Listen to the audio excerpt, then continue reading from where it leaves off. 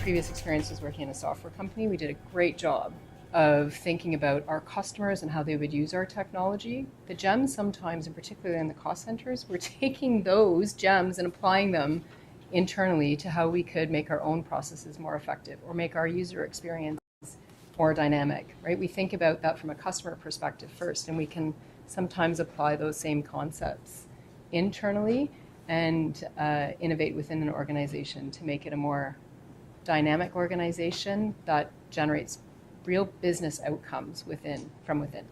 Communitech has a lot of programming dedicated to corporate innovation labs. So I think there's about 20 of them there.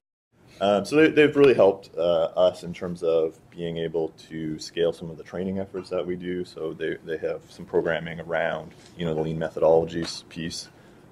Just being located in a hub that is, has corporate innovation labs plus hundreds of startups, both in the building and, whatever, I think 1,500 startups within 5 kilometers. Like it's an innovation center. So you just get that energy and that feeling of the serendipity sometimes of just bumping into people, being tapped in to, meetups.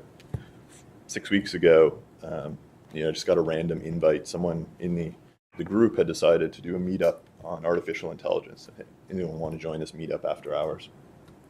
Got there was like 90 people that all work for all these different companies. Half of them I've never heard of, but they're all working on AI.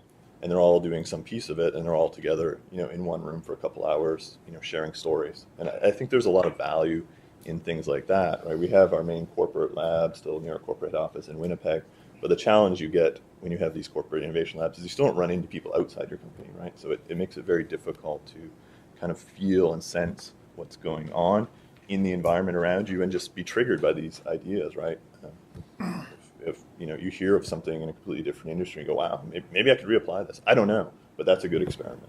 The hardest thing I find with technology people, with their thoughts about their startup and how they're going to develop it, is getting them to get out and talk to people and bounce their ideas off them and validate them with people who are going to use them or buy them. And it's one of the main messages that comes from the lean startup methodology is getting the hell out and talking to people.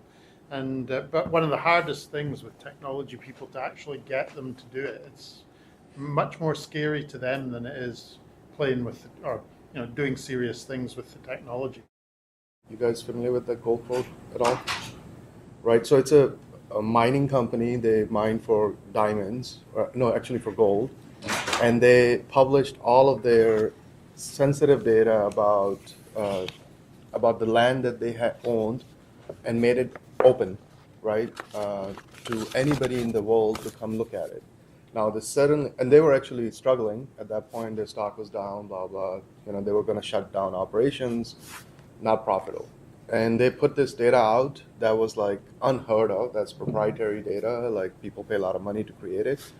And they put an award, like whoever can predict where the next best digging site is for gold reserves will win an award, right? And I think they put $100,000 or something. Now suddenly, people from across the world with very different backgrounds, PhDs that they would have never had access to because they cannot afford to have so many people working with this data and actually predicting where the next gold dig should be done. They took the recommendation, they acted on it, and sure behold, they did hit a jackpot. And if you look at their stock right now, just because they employed this, their stock has, I think, went up 10 times. It's a great case study out of with the open in mind. And that's what also, like Red Hat itself, we make sure that we use open culture and open source development methodology. So we do everything in the open because we believe that the smartest people are not all in this room. They are everywhere around the world, and whoever is passionate about solving that problem will join that community, right? And then it becomes the question of how do we reach these people?